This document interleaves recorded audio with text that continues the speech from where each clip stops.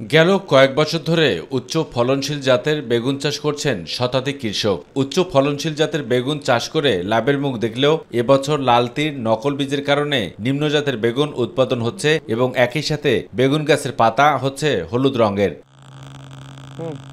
আর এতে কাঙ্ক্ষিত ফলন মিলছে না। অধিকাংশ বেগুন গাছের পাতা হলুদ হওয়ায় কৃষি সম্প্রসারণ অধিদপ্তর বলছে এগুলো বীজের কারণে ভাইরাসের রূপ নিয়েছে।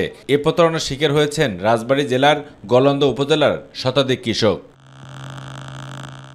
প্রতি বছর উচ্চ ফলনশীল বেগুন চাষ করে লাভবান হলেও এবছর অধিক লাভের আশায় লাল তীর বীজ রোপণ করেও আর্থিকভাবে হতাশার কথা বলছেন জেলার গলন্দ উপজেলার দৌলদিয়া ইদ্রিসপাড়া গ্রামের অনেক কৃষক। নিয়মিতভাবে কৃষকদের পরামর্শ না দেয় এবং কৃষকদের মাঠ পরিদর্শন না করায় স্থানীয় কৃষি অফিসের গাফিলতির কথা জানান কৃষকেরা।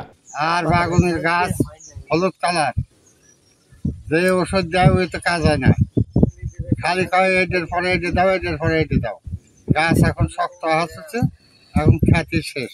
1 মাস 2 মাস ধরে খালি খুশি দিতেছি, এখন তো আর সময় নাই। আমাদের ক্ষেতের অবস্থা খারাপ, আমরা কৃষক এখন কি করব? এই লালতির সমস্যা আমরা তো ভুগতেছি। মানুষজন নিয়ে বিষ সার দিয়ে কোনো কিছু পাচ্ছে না।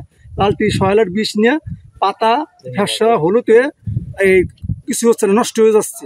ক্ষতি হইতেই থাকে, তাহলে আমাদের কৃষক এই ক্ষতি কাটায় ওঠার মতো কোনো ক্যাপাসিটি নাই। সরকার যদি আমাদের কোনো সহযোগিতা করে তাহলে হয়তো কৃষক একটু বেঁচে যাবে।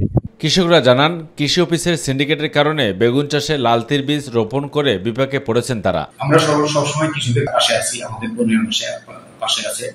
যদি ক্ষতির মাত্রা যদি বেশি হয় সেক্ষেত্রে যথোপযুক্ত প্রমাণ সহ আমরা তাদেরকে ব্যবস্থা নিতে। তবে অভিযোগ প্রমাণিত হলে দ্রুত ব্যবস্থা নেওয়ার আশ্বাস দিয়েছেন এই কর্মকর্তা।